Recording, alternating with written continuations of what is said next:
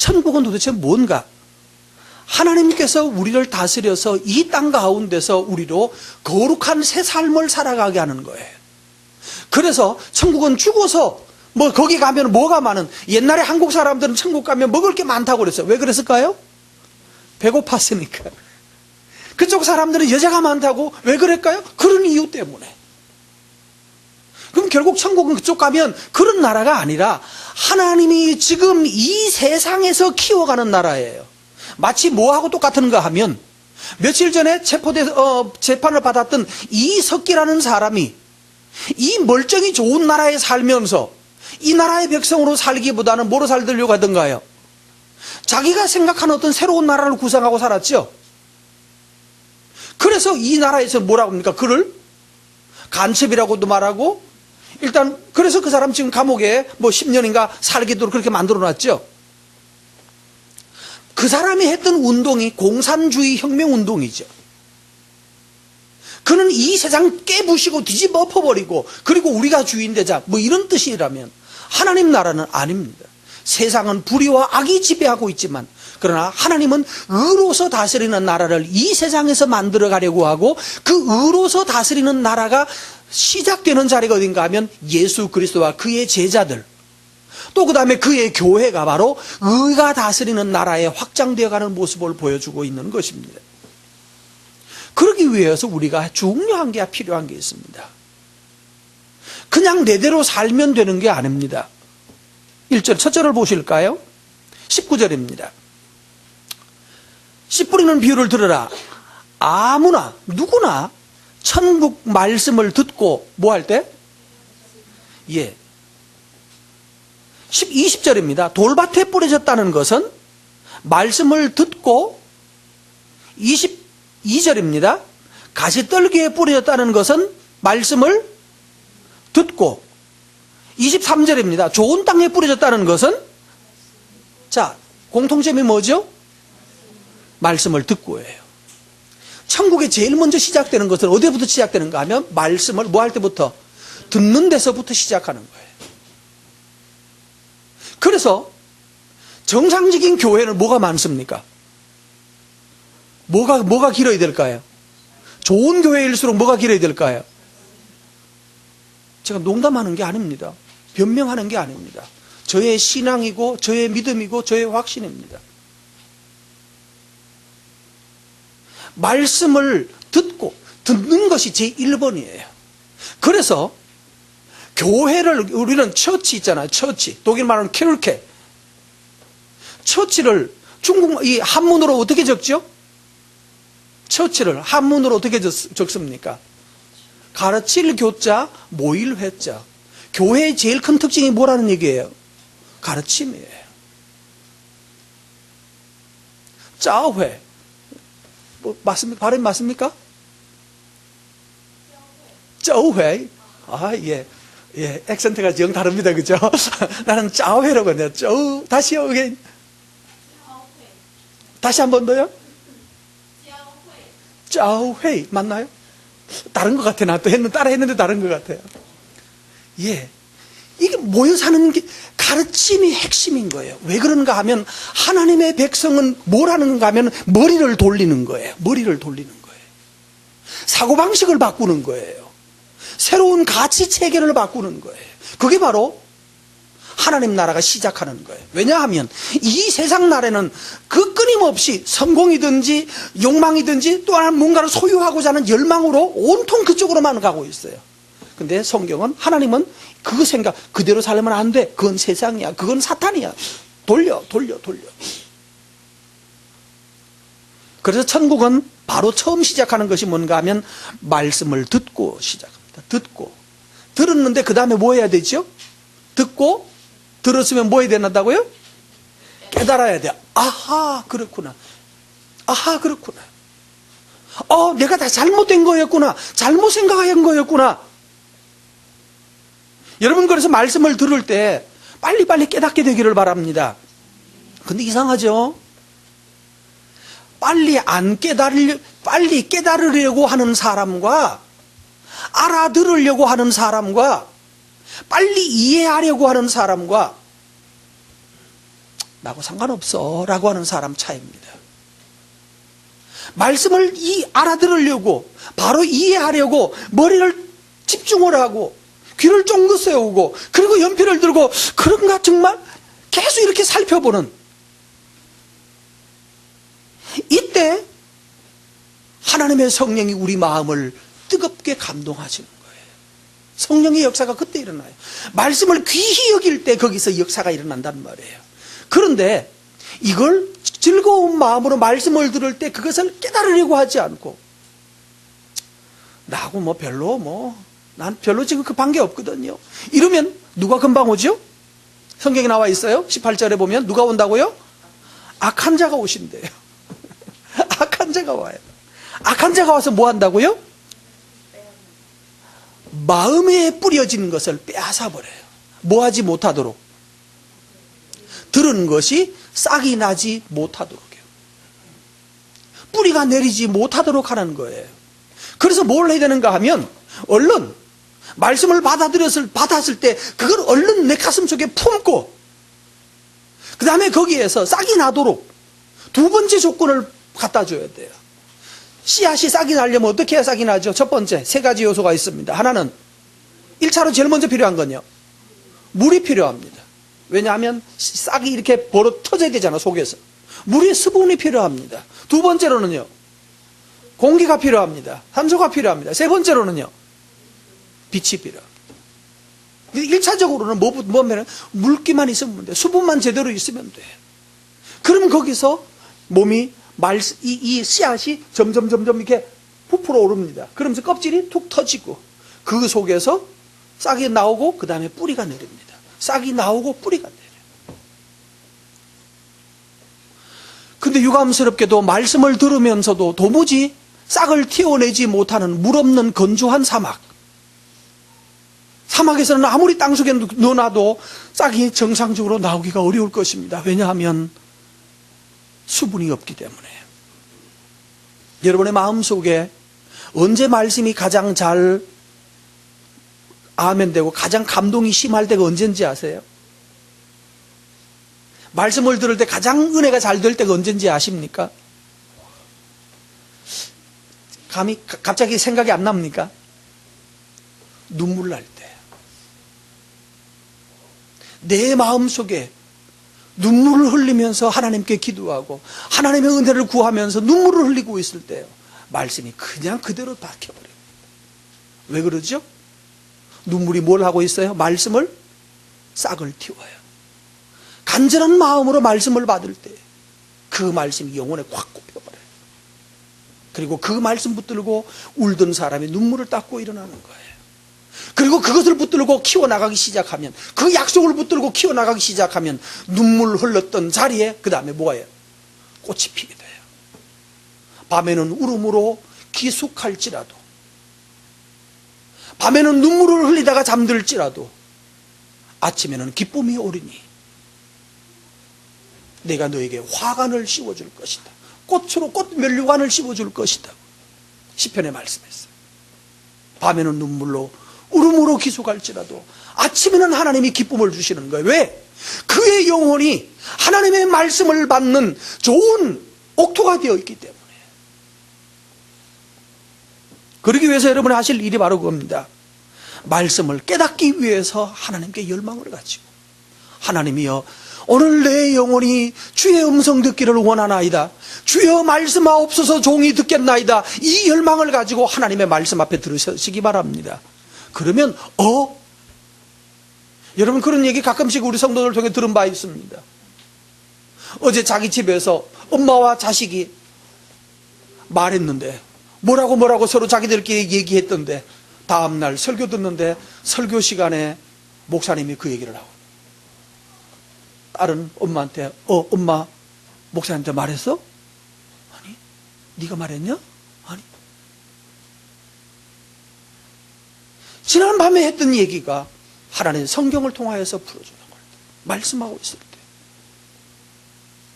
저기 딴 사람이 둘이서 그 질문을 가지고 이게 뭘까라고 고민하면서 서로 의논했던 바가 설교를 듣는 순간에, 하나님 말씀 듣는 순간에 그 말씀이 그대로 풀어져 나오는 경험이에요. 왜 그렇습니까? 하나님을 향한 열망이 있을 때 하나님의 말씀으로 그의 생각을 아시고 그에게 말씀하시는 거예요. 며칠 전에도 보면 그런 나왔죠. 예수께서 저들의 마음의 생각을 아시고 목사는 몰라요. 근데 하나님께서 목사의 심령에 그가 질문했던 것에 대한 답을 만들어서 설교하고 있을 때 그가 듣는 사람이 놀라는 거예요. 혹시 누가 말했느냐고. 목사님한테 누가 말했냐고. 목사님이 우리가 여자한 얘기를 어떻게 하냐고. 나 몰라요. 여러분이 말했다는 사실도 모르고 여러분이 어젯밤에 서로 의논했다는 사실도 몰라요. 그러나 누가요? 성령께서 그 일을 행하시는 것입니다. 왜 그렇습니까? 열망하고 있기 때문에. 말씀을 받아서 그 말씀을 사모하는 열망을 가지고 밭을 축축하게 만들어 놓았을 때 거기에서 금방 싹이 트는 것입니다. 말씀을 그래서 자신의 것으로 만들려고 해야 합니다. 여러분 아이들을 과외시키면서 과외 선생님들이 하시는 말씀들이 있죠. 어떤 애는 과외를 아무리 시켜도 점수가 안 오르고 어떤 애는 그 다음 말을 안 해도 되겠죠. 그죠? 왜 안 오르는 사람 왜 안 오를까요? 과외 잘합니까? 우리 애 잘하나요? 예, 잘합니다. 선생님한테 전화해보면 잘한대요. 숙제 내놓으면 숙제 다 해와요. 언제 하는지 아시죠?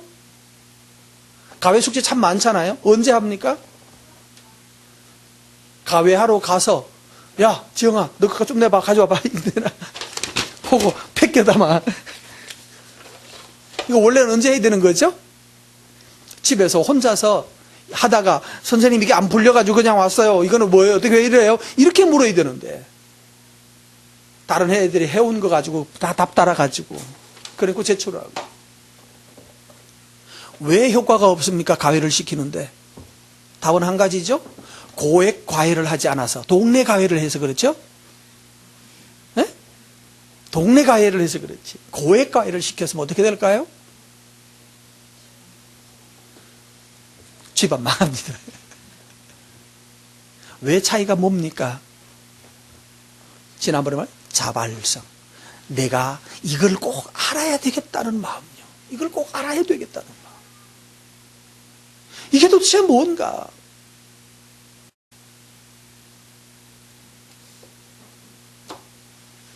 제가 초등학교 4학년 때인가 4학년 때인지 모르겠습니다.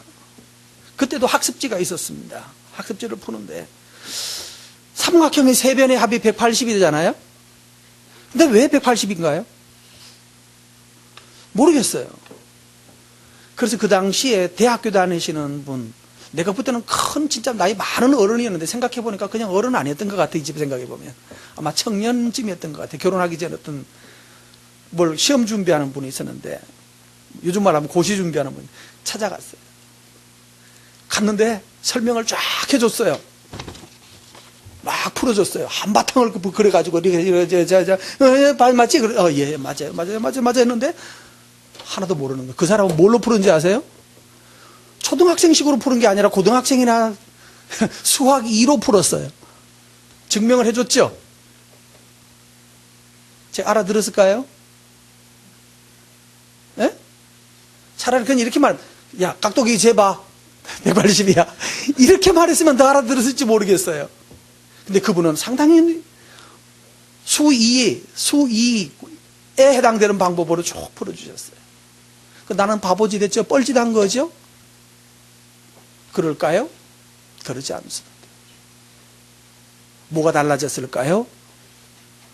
그분이 나를 보는 눈이 달라지죠. 저놈 봐라. 그분이 나를 보는 눈이 달라졌어요. 내가 그분을 향한 눈이 달라졌습니다.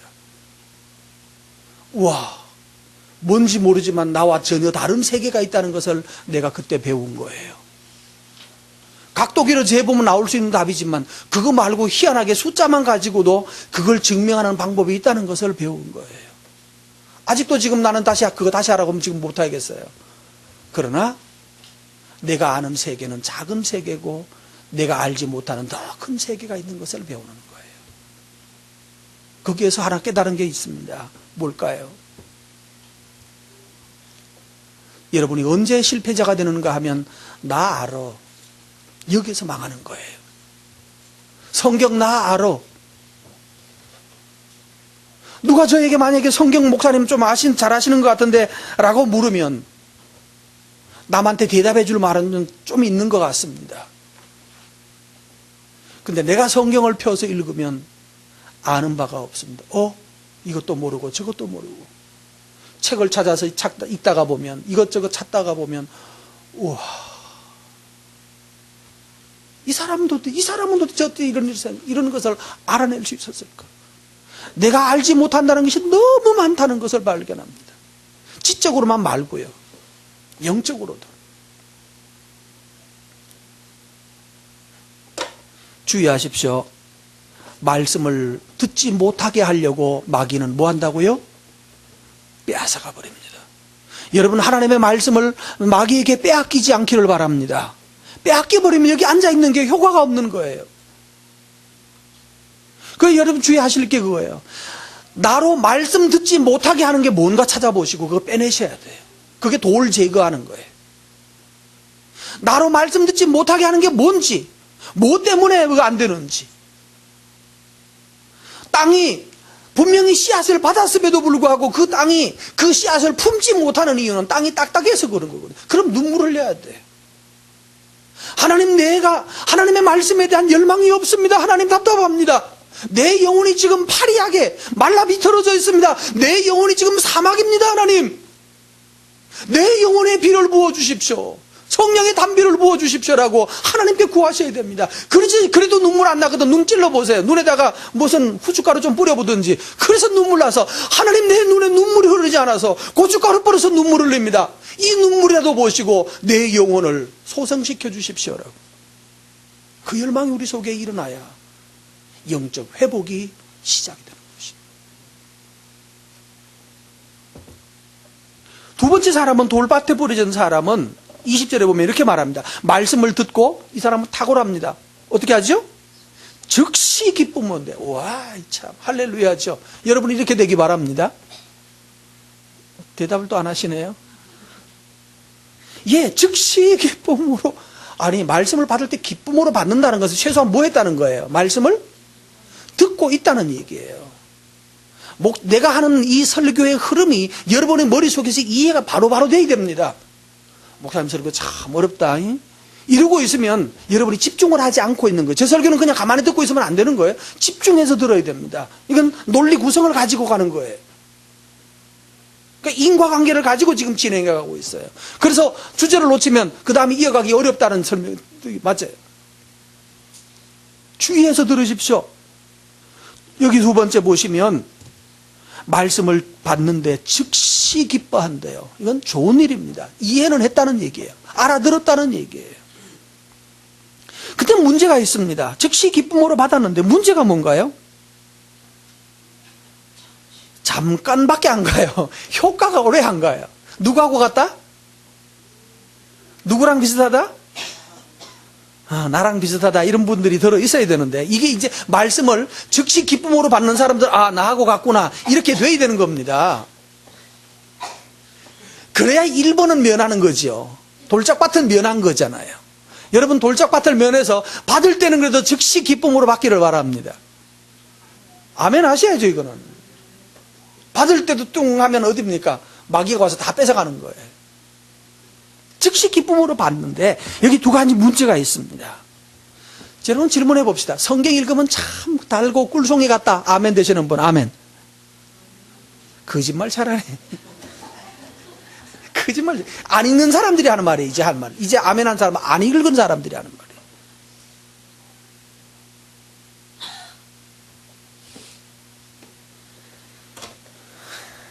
제 말 나왔죠? 큐티 하면 막 말씀이 꿀송이 같다고? 큐티 안 하는 사람들란 말이에요. 그냥 듣고 들어서 하는 흉내내는 말이지 실제로 그러지 않아요.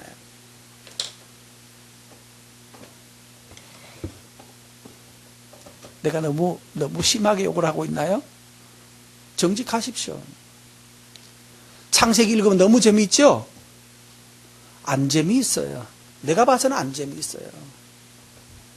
롤랑이라는 작가가 있죠? 뭐죠? 전번에 했던 해리포터 만드신 분이 올해 6월 달에 새로운 책을 낸다 합니다. 여러분, 책을 시리즈로 전집 66권짜리 전집을 내려고 하는 사람은 언제 히트를 쳐야 됩니까? 뭐가 히트를 쳐야 되죠? 1권이 히트를 쳐야 돼요. 1권이 너무 좋아야 돼요. 근데 창세기 1권, 성경 1권 창세기 재밌다 안 재밌다? 예, 재밌다는 사람들이 들어 있습니다. 왜냐하면 2권보다는 3권, 4권보다는 훨씬 재미있어요. 창세기, 출애굽기까지는 그래도 조금 봐줄 만한데 레위기 딱 넘어가면 이거 완전 쥐약입니다. 이거. 알아듣지도 못하는 말이 그리고 시반복하고 있고, 이야. 심지어는 목사님들한테 물어봐도 잘 몰라요. 그만큼 어려워요. 그러니까 레위기, 신명기 이것보다는 좀 나아서 재미있다라고 말하지 창세기가 재미있는 책 아닙니다. 지난 금요일에 말씀드렸는데 창세기, 내가 저자였다면 창세기를 그렇게 안 쓸 것입니다. 독자들을 의식해서 쓰는 책이었다면 그런 식으로 쓰면 안 돼요. 독자들의 마음속에 분노를 일으켜요. 태초에 하나님이 천지를 창조하시느라 허걱이죠. 내가 알기로는 그게 아닌데 얘들 뻥 많이 치네 이래 나오는 거죠. 얘들 뻥 많이 치네. 태초에 하나님이 천지를 창조한 게 아니라 천지는 언제부터요? 예, 뭐 여러분 아시는 대로 쓰십시오. 그렇게 쓰시면 되는 거예요. 근데 내용 읽어보니까 좋은 얘기 많이 나옵니까? 좋은 얘기 안 나옵니다. 몇 장 아니고 바로 형이 동생 때려 죽였다, 뭐 뒤통수 때려 갈겼다, 뭐 이렇게 나와요. 뭐 뱀이 나와가지고 그러면서 와가지고 이 과일이 맛있냐, 저 과일이 맛있냐, 뭐 이런 얘기가 나와요. 이건 지금 뭐 하는 얘기입니까? 여러분이 아멘 하면서 하나님의 말씀이라고 믿음으로 받으니까 그것도 참 뭐 유익한 말씀 같이 보이지만 뱀이 말하고 뱀이 뭐 사과를 따먹고 뭐 사과 먹었는데 맞아 죽고 뭐 쫓겨나고 이 얘기부터 시작해서 그야말로 해리포터보다도 더 저속한 얘기들이 두루룩 흘러나와요. 더 재미없는 얘기들이. 조금 있으면 시아버지하고 며느리하고 사이에서 무슨 일이 벌어졌다. 아버지와 딸 사이에서 애를 낳았다. 이야, 이런 거를 읽고 은혜 받으라고 하시는 하나님이 참 깡이 세신 분입니다. 제가 보긴 그래요. 이거 보고 은혜 받으라고, 이거 보고 하나님 믿고 따라오라고요. 그래서 그 성경은 사람이 쓴 게 아니에요. 사람이 써서 독자를 의식해서 썼다면, 그런 식으로 썼다면 완전히 깽판인 거죠. 완전히 망친 거예요. 누가 보겠어요? 그야말로 하나님이 깡으로 밀어붙이는 거예요. 깡이란 말 좀 비옵니다만 하나님이 그냥 무대뽀로 밀어붙이는 거예요. 임마들아 이게 너희들이야 이렇게 던지는 거란 말이에요. 사람들이 동의해주고 말고 필요 없는 거예요. 이놈들아 너희들이 바로 이런 존재들이라고 하나님께서 그냥 바로 대고 밀어붙이는 거예요. 그래놓고 난 다음에 이것 때문에 너희들은 멸망하고 있고 이것 때문에 너희들은 안 된다고 회개하라고 말하는 거예요. 그래서 창세기를 읽어보면, 성경을 읽으면 독자를 의식하고 있는 것이 아니라 하나님의 아버지의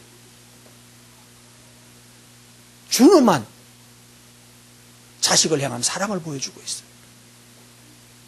그냥 괜찮아 잘 될 거야 이렇게 나가지 않는단 말이에요. 제대로 직면하는 거예요. confrontation. 거울 딱 갖다 놓고 제대로 거울 깔끔하게 닦아 놓고 그 다음에 바짝 들어가서 제대로 눈 딱 쳐다보니까 어머 여기에 점이 있네, 여기에 뭐가 문제가 있네. 제대로 너 자신을 직면하게 하기 위해서 우리를 성경, 하나님 앞에 직면시키는 책이 바로 성경입니다. 재밌는 책이 아닙니다. 성경을 읽어보면 몇 장 안 읽다가 잠들었다, 그거 가장 정상적인 인격입니다. 여러분이 그거 전혀 문제 없습니다. 정상적인 거예요. 가장 인간적인 거예요.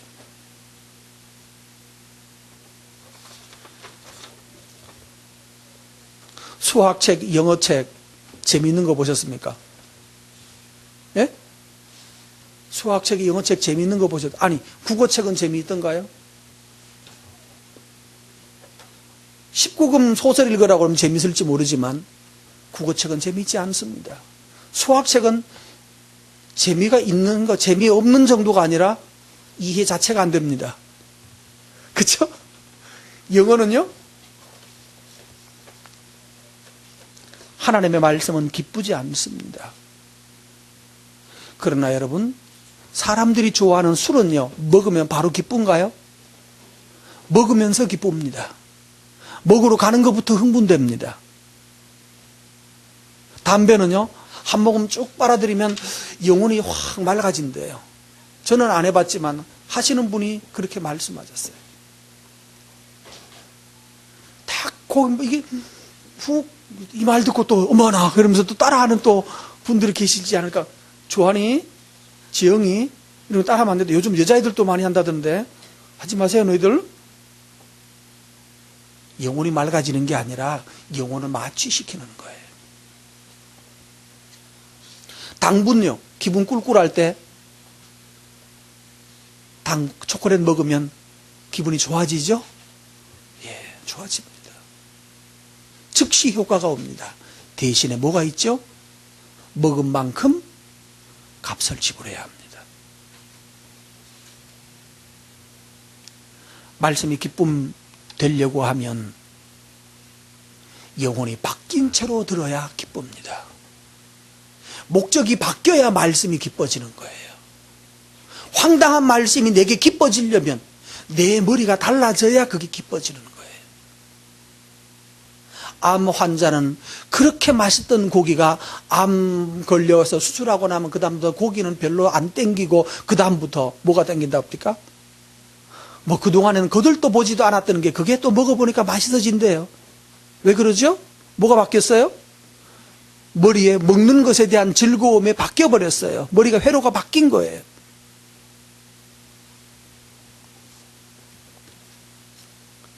이렇게 바뀔 때에 오늘 여기 다시 보십시다. 이 돌밭에 뿌려진 사람의 특징은 뭔가 하면 기쁨으로 받았는데 왜 기쁨으로 받았을까요? 말씀을 듣고 기쁨으로 받는 두 가지 조건이 있습니다. 하나는 뭔가 하면 말씀이 자기 욕망하고 맞아떨어질 때 잘 기쁨으로 받습니다. 대표적으로 우리나라 사람을 조금 말할 수는 없습니다. 그래서 외국 사람 말하는 겁니다. 조엘 오스틴이 쓴 책이 있죠. 긍정의 힘이라고 하는 책이 바로 대표적으로 이런 겁니다. 너 마음 꿀꿀해? 내가 이거 줄게 먹어봐. 기분 좋아질 거야. 뭘 먹이는가 하면 초콜릿 먹이거나 초콜릿으로 요약효가 안 받아지면 그 다음에는요 마리화나 먹이는 거예요. 대마초 먹이는 거예요. 그럼 기분 좋아지는 거예요. 왜냐하면 내가 바라던 거를 그냥 주는 거예요. 그 조엘 오스틴의 책은 여러분 절대로 감동받으시면 안 됩니다. 긍정적으로 살아야 되는 것은 맞지만 그 긍정은 뭐가 없는 긍정인가 하면 직면 없는 긍정이에요. 직면 없는 긍정.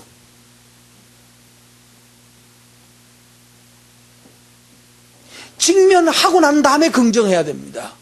내가 참으로 무엇인지를 알고 내가 나 자신을 제대로 직면했더니만은 뭐 하는 거야? 하나님의 말씀이 이거 먹지 말라라고 했던 어떤 과일 하나 그거 하나도 먹지 말라는 거, 다른 거 다 먹되 이거 하나 건드리지 말라라고 하는데 근데 그거 하나마저도 나는 갖고 싶은 게 인간의 욕망이거든요.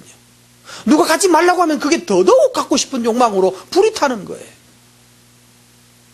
왜 그렇죠? 그럼 나는 뭐라고 알아야 됩니까? 어떤 여자분들이 그런 분이 있답니다. 무슨 생리때가 되거나 어떤 때가 되면 백화점 가가지고 물건 훔쳐가지고 가방에 넣어가지고 집에 갖다 놓는 사람이 있다면서.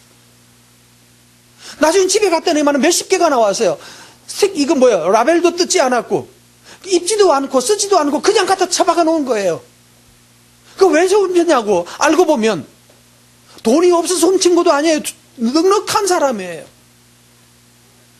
그런데 그때가 되면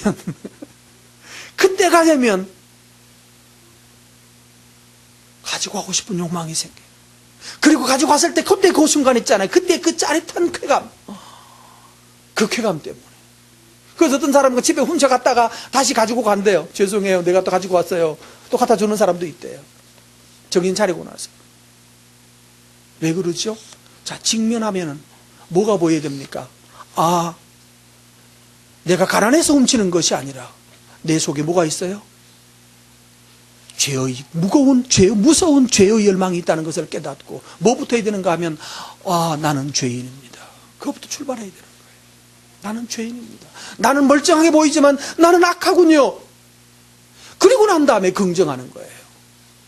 하나님께서 내 악함을 아시고 그는 내 존재를 스스로 이해하고 난 다음에 정직해지면 뭐가 됩니까? 긍정하게 되면 어떻게 되는가 하면 자기를 위장하려 하지 않아요.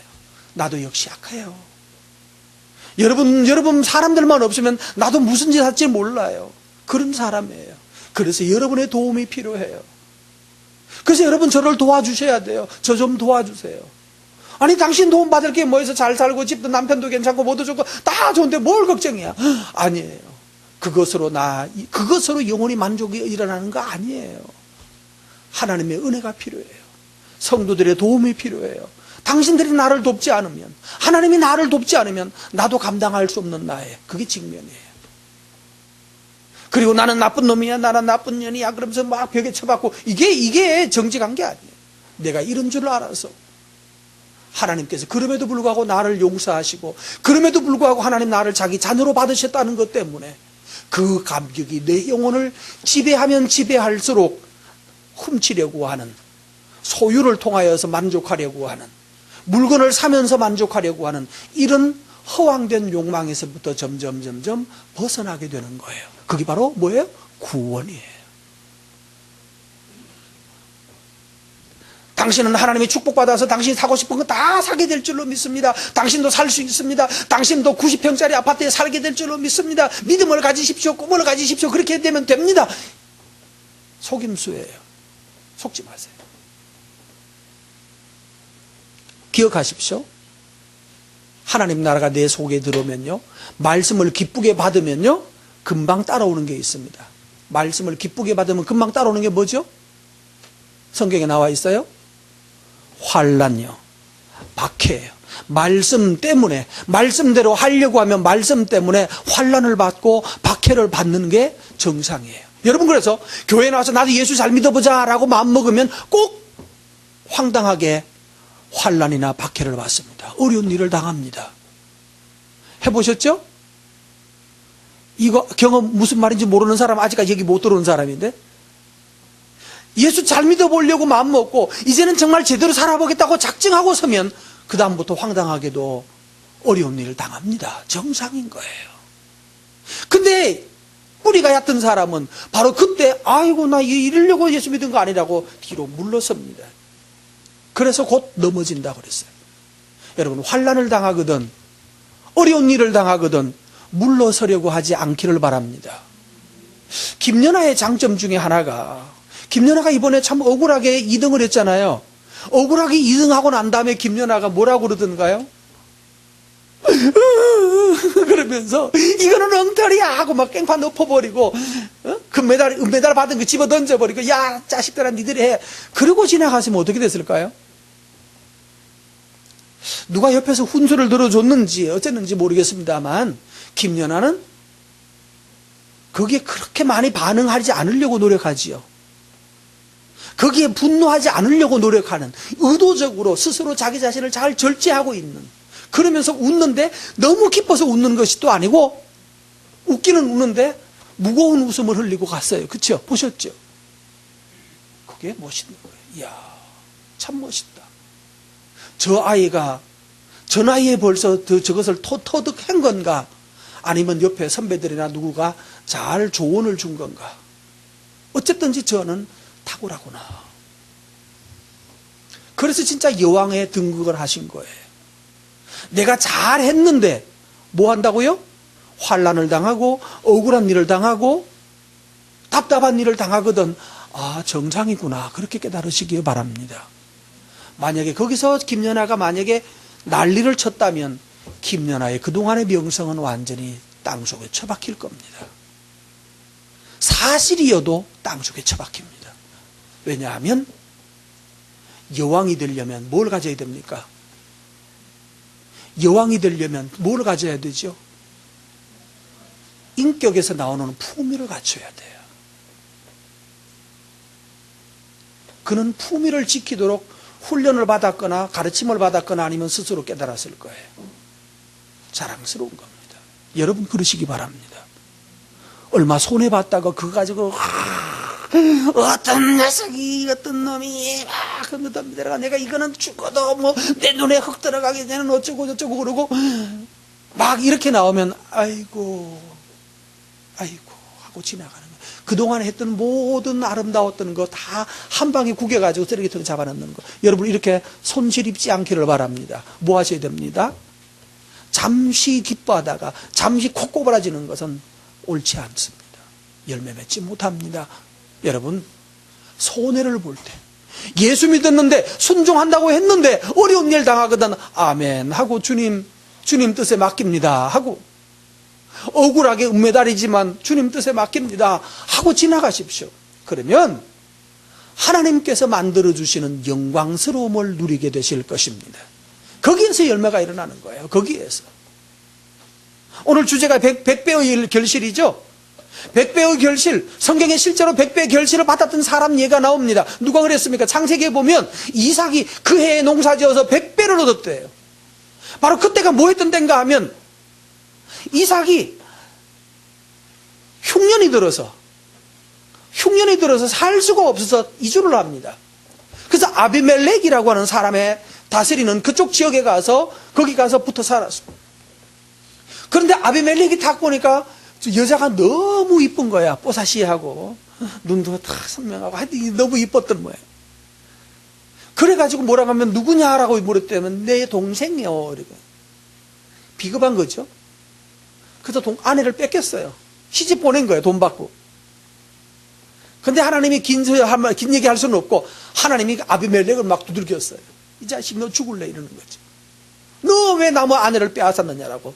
그냥 뭐 자려고 누웠는데 그냥 바락고락 떨어져가지고 꿈을 꿨는데 하나님이 내가 너희를 진멸하겠다고 죽이겠다고. 그렇게 자다가 화들짝 깨가지고 이게 뭐야. 너 분명히 동생이라고 그랬잖아. 이삭이 아내를 동생이라고 했던 것. 왜 그랬냐고 그러니까 네가 이 아내 때문에 내가 죽을지 몰라서 그랬다고. 참 쪽팔리는 거죠. 그죠? 남자가. 지 살겠다고 아내를 팔아먹는 이런 쪽팔림을 당했어요. 그리고 난 다음에 아비멜렉이 너는 뭐라고 하면 너는 하나님의 사람인데 그러면 안 되지. 그러면서 동네 그 지역에다 말을 했어요. 누구든지 이 이삭이나 이삭의 아내를 건드리는 사람은 내가 반드시 죽일 것이다 라고 선언을 해요. 그리고 그 말 다음에 그 해에 이삭이 농사지어 100배를 얻었다. 마누라 이럴 뻔했어요. 쪽팔림도 당했어요. 그런데 그 다음 사건이 100배의 결실을 얻는 거예요. 여러분 쪽팔림을 당하고 여기는 더더욱이요. 말씀 때문에 쪽팔림을 당하고 어려움을 당하고 곤란을 당하거든. 아 정상이구나라고 깨달으시기 바랍니다. 그것 지나면 100배 나오게 됩니다. 그런데 내가 왜 손해를 보냐고. 가시떨기에 22절에 보면 가시떨기에 뿌려진 사람은 또 다시 이런 표정이 나옵니다. 말씀을 듣긴 들었는데 그 다음에 뭐에 걸립니까 이 사람은? 예, 세상의 염려, 재물 이런 문제가 걸립니다. 결국 뭐 얘기죠? 먹고 사는 문제, 그 다음에요 돈 문제. 하나님께 나아가는 데 있어서 뭐가 걸리는가 하면 돈 문제가 걸렸어요. 먹고 사는 문제가 걸렸어요. 환난이나 박해가 일어났다고 하는 것처럼 이 사람에게는 손해볼 만한 일이 생긴 거예요. 예수 믿다가 내가 손해보겠다는 생각이 들었어요. 그럼 뭘 계산하나요? 여러분 교회 오실 때 그거 계산하시죠? 여기서 교회까지 거리가 얼마, 차비 기름값이 얼마, 또 교회 가면 또 이렇게 내기 싫어도 또 헌금도 내야 되고. 여러분 그거 아깝지 않습니까? 아마 계산 다 한번 해보셨을 거예요. 그거 계산하면 교회 나올 맛이 딱 떨어집니다. 그거 조심하십시오, 여러분. 건너가야 될 한 번의 또 고비입니다. 왜 그렇습니까? 하나님께서 우리에게 말하고 있는 가치예요, 가치. 가치. 교회 예수님을 따르는데 가치 있는 건가? 정말로 하나님 나라가 나한테 가치 있는 건가? 그 가치를 생각할 때 제일 먼저 계산하는 가치는 뭔가 하면 돈 가치입니다. 내가 예수 믿으면 돈 손해보지 않겠는가? 덕보겠는가? 손해보겠는가? 이 생각부터 먼저예요. 그럼 답은 뭡니까? 예수 믿으면 손해본다 안 본다? 예? 뭐라고 그랬어요? 손해본다 안 본다? 그럼 애들 학교 보내는데 얼마 들까요? 애들 학교 보내면 손해본다 덕본다? 예? 아니 학교 보내는데 덕본다고요? 제가 어제 계산했거든요. 우리는 애가 셋인데 야, 애가 셋이면 이거 다 키우려면 시집까지 보내려고 하면 내 평생에 내가 원하는 거 한번 사기가 힘들 것 같아. 내가 갖고 싶은 거 가질 수 있나요? 그래서 나중에 이렇게 말했어요. 야, 근데 아내가 그러니까 맙디다. 그러면 나중에 다 해놓으면 애들이 당신 갖고 싶은 거 사줄 거 아니냐. 그래, 나 휠체어? 이렇게 말했어요. 휠체어. 나중에 늙으면 이제 휠체어 하나 사줄지 모르지. 그래. 그쵸? 그때는 휠체어, 그것도 필요하긴 필요할지 모르죠. 그쵸? 요즘 또 보험회사에서 다 준다던데. 보험이 아니라 뭐라 그러죠? 의료보험에서 뭐 이렇게. 그것도 지원한다는데요. 요즘 또 있잖아요. 이렇게 전동 이렇게 딱 하면 운전하고 다니는. 그것도 뭐 10%인가 얼마만 주면 지원해 준다면서요.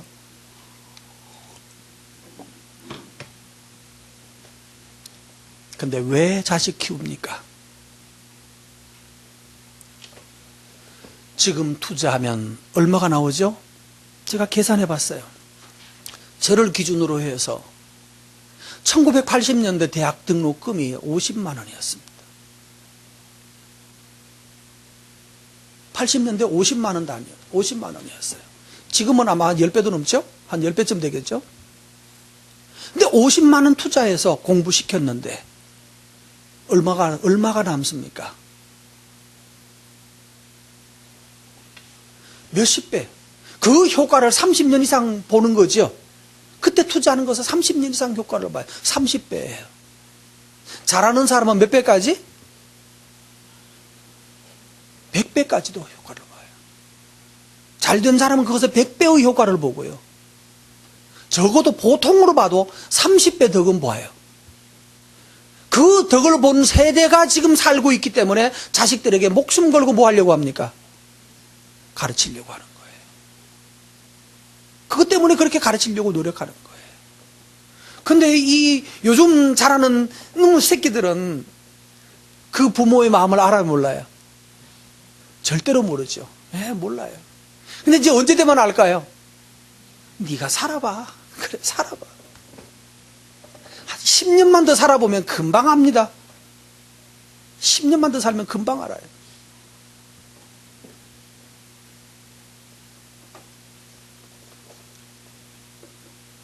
값을 지불하는 것을 여러분, 제일 바보스럽게 값을 지불하는 게 뭔지 아십니까? 생각해보니까 그거더군요. 비싼 밥 먹고 살 뺀다고 헬스클럽 가가지고 돈 내는 돈요. 그거 참 기가 막힌 거구나. 헬스장 가서 공짜 아니죠? 돈 내야죠? 헬스클럽에서 돈 내야 되는 거예요. 왜 그러죠? 왜 그러나요? 밥 좀 적게 먹으면 될 텐데. 저 탄천 운동장 뛰어다니면 될 텐데. 왜 그러나요? 그럴 필요가 있나요? 그거 하는 사람은 그럴 필요가 있다는 것을 알아요. 하는 사람은 그래야 된다는 걸 알아요. 그 사람들은 시간이 남아돌아서 새벽 6시에 헬스장 가가지고 1시간 뛰고 가나요? 힘이 넘쳐서 그러나요? 그 사람도 어젯밤 11시에 퇴근했고 그 사람도 어젯밤에 12시까지 뭐하고 뭐 때로는 술 먹고 뭐 그랬던 사람이라 할지라도 아침 6시에 헬스장 가가지고 헬스하고 수영하고 그 다음에 7시에 출근해서 아침 회의하고 그리고 시작을 해요. 근데 아침 9시까지 자는 사람은 뭐 헬스장 갈 일도 없고 그 다음 말 안 해도 되죠. 왜 그런가 하면 여러분 우리의 삶을 제대로 계산하십시오. 바보들이 예수를 믿는 것이 아니에요. 세상 사람들이 볼 때는 바보 같은 일이에요. 운동하지 않는 사람 입장에서 보면 헬스장에 돈 내고 운동하는 게 바보짓 중에 바보짓이에요.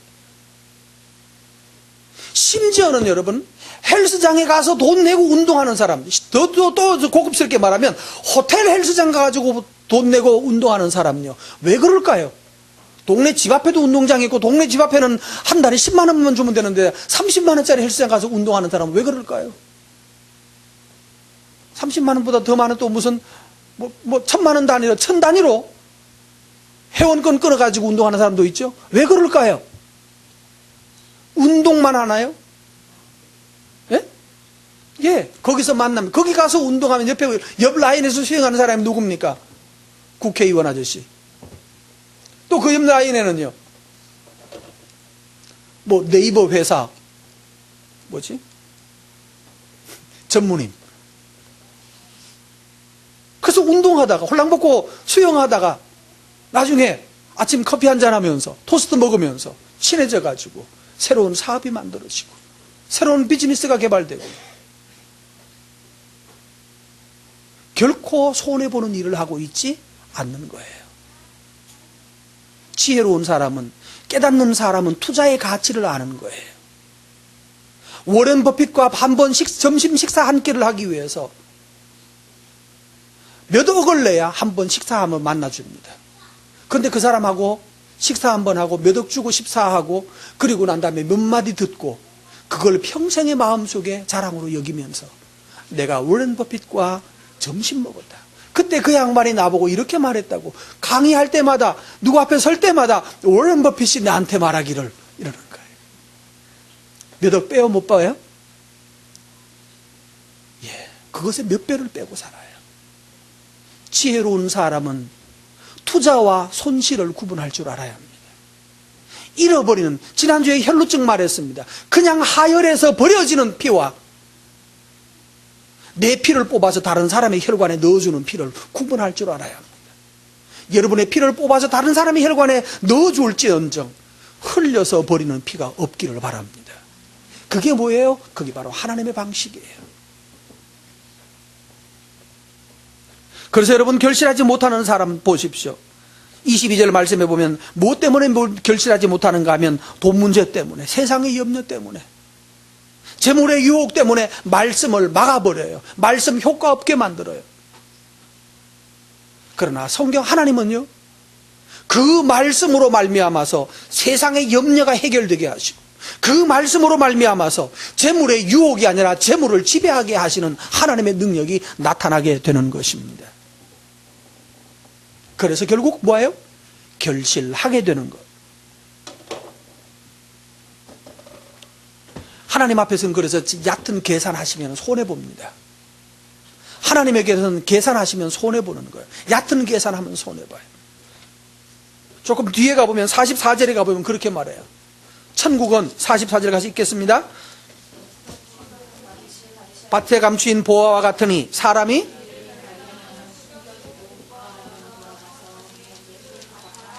소유를 다 팔아서 밭을 살지언정 뭐하다?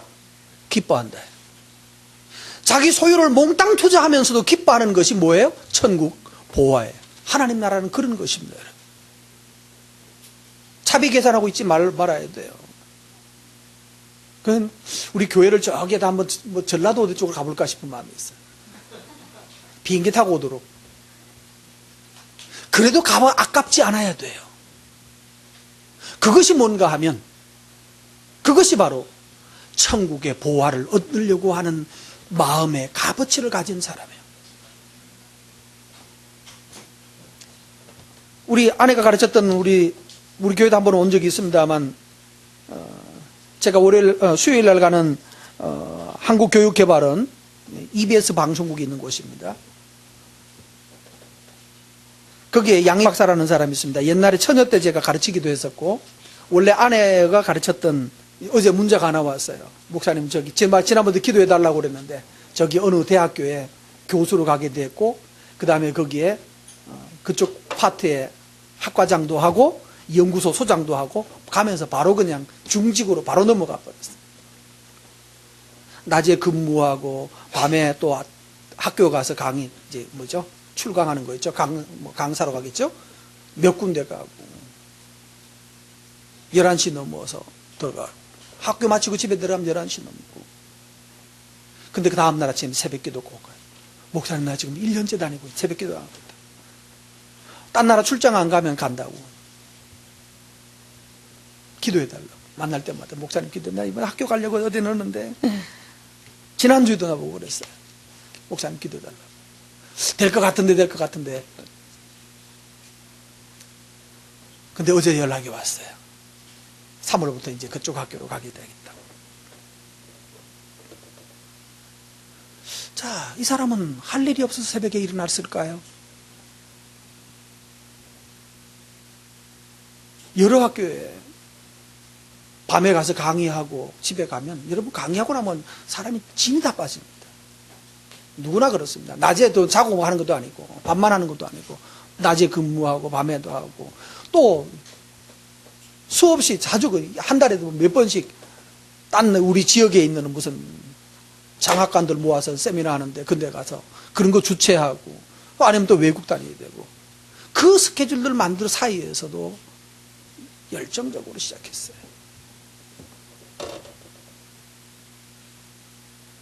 그게 뭐예요? 그게 바로 이겁니다. 세상의 염려, 얕은 계산하지 말고 내 몸은 손해볼 것 같다는 두려움 가지지 말고 하나님을 신뢰하고 믿음으로 나가십시오. 그러다가 보면 박해도 있고 환난도 있고 어려운 일 당연히 있습니다. 물러서려고 하지 마시고 포기하려고 하지 마십시오. 그거 지나고 나면 그 다음에 결실하는 때가 옵니다. 가시떨기를 지나서 결실하는 때가 오는데 결실하면 어떻게 일이 벌어지죠? 얼마나? 100배라고 그랬습니다. 질문 하나 하고 가겠습니다. 왜 100배일까요? 왜 30배, 60배, 100배가 아니라 160, 30일까요? 순서가 보통 순서대로 말하면 30, 60, 100으로 가야 되는데 이건 거꾸로 돼 있어요. 160, 30배. 뭐가 정상일까요? 뭐가 정상일까요? 100이 정상입니다. 100이 정상이고 100은 어떤 관점에서 정상? 어떤 차원에서 정상? 다시 또 30이 정상일까요? 100이 정상일까요? 30이 정상, 100이 정상. 30도 정상입니다. 100도 정상입니다. 60은 뺍니다. 30도 정상, 100도 정상인데 30은 어떤 정상일까요? 30은 어떤 정상? 누가 말하시면 들리게 말해야 돼요. 최저 정상 아닙니다. 누구의 정상? 힌트입니다. 노력의 정상입니다. 노력의 정상. 100은요? 그렇죠. 그건 아시네. 100은 은혜의 정상이에요. 하나님이 행하셔서 하시는 정상이에요. 하나님이 하셔서 만들어내는 거예요. 30은 그냥 어지간하면 얻을 수 있는 정상입니다. 인간의 정상이고요. 그 중간에 60은요? 어정쩡한 정상. 여기도 좀 들었고 저기도 좀 들었고 하나님 은혜 조금 받아서 60이고 여러분 최소한 어디까지는 가셔야 되겠습니까? 믿는 사람은 60 아니면 100은 가야죠. 그죠? 100은 가야죠. 못해도 어디까지는 60까지는 가야 될 것 같습니다. 말씀 맺습니다. 좋은 땅에 산다라고 하는 것은 결국 하나님의 말씀을 자세히 듣고 그 말씀에 자기 자신을 얻는 것입니다. 뭐 자세한 설명 적어놨는데 시간이 지나서 줄이겠습니다. 100의 정상, 하나님께서 주시는 은총의 축복을 누리려고 하면 이 과정을 거쳐가야 합니다. 누구는 나면서부터 100이고 누구는 나면서부터 길가인 것은 아닙니다. 길이었던 사람이 물 부으면 비가 오면 그 딱딱한 논이 뭐가 됩니까? 부드러운 흙으로 바뀌고 그럼 씨앗을 물을 수 있습니다. 눈물 뿌리십시오. 돌멩이가 있거든 돌멩이를 걷어내십시오. 아 내가 이거 하면 손해인데 얼마 손해인데 그거 걷어내고 손해보기로 하고 투자하시란 말이에요. 내 삶에 대하여 투자한다. 나는 수영을 위해서 내 또한 투자하겠다고 투자하시고 그러면 건강을 얻어내는 것처럼 손해 계산하지 마십시오. 흘러버리는 유출되는 손해인지 아니면 재생산되는 투자한지를 구분하시라는 말이에요. 여러분, 그래서 피를 쏟아내는 거예요. 피를 뽑아내는 마음으로 투자하시고, 그러면 그것이 살아납니다. 여러분, 피가 뚝 팔에 잘려서 피가 흘리면 몸이 허해집니다만, 수혈을 하기 위해서 피를 뽑으면 더 건강해집니다. 우리 몸이 더 활성화돼 가지고 더 많이 심장이 조혈작용을 더 많이 하고 더 열심히 내 몸을 회복시켜냅니다. 바로 그것입니다. 그리하여서 오늘 성도 여러분, 저와 여러분의 삶이 100배로 열매 맺는 저와 여러분 되시기 바랍니다.